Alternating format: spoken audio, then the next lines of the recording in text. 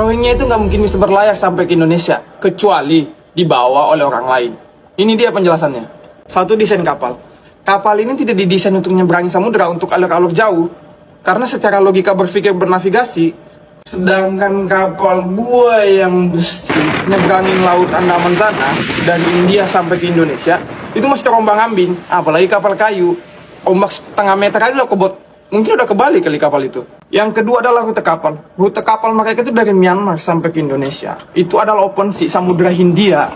Itu berasa loh cuy. Itu alurnya lumayan keras loh di situ. Kecuali kalian dari Kalimantan sampai ke Pulau Jawa. Itu beda cerita. Itu pun kalau bisa selamat dengan kapal yang seperti itu. Yang ketiga adalah bahan bakar kapal.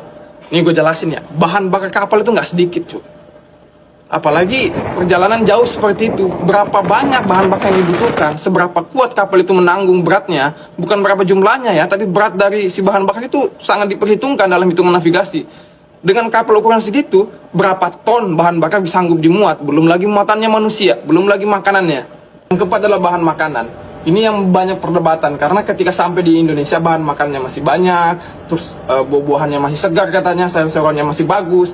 Secara logika, kalau perjalanan dari Myanmar sampai ke Indonesia, misalnya, oke, kita let's say seminggu atau 2 minggu lah misalnya, itu tuh bahan makanan tuh pasti basi nggak sih? Karena nggak mungkin ada freezer di sana, nggak mungkin ada kulkas. Terus juga berapa banyak konsumsi yang harus kalian makan gitu loh untuk sampai ke Indonesia, karena jumlahnya itu bukan 10-20 orang, ya ratusan cuy. Nah, gue ada pengalaman ditahan di Bangladesh selama 1 bulan, itu ngabisin hampir 100 juta. Nanti gue buatin videonya.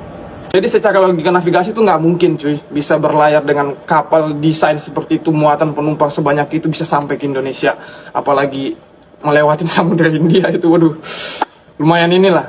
Sekali lagi ini pendapat gue, asumsi gue sebagai orang yang memang pekerjaannya sebagai navigator di kapal, yang bekerja di kapal. Jika ada kesalahan gue minta maaf.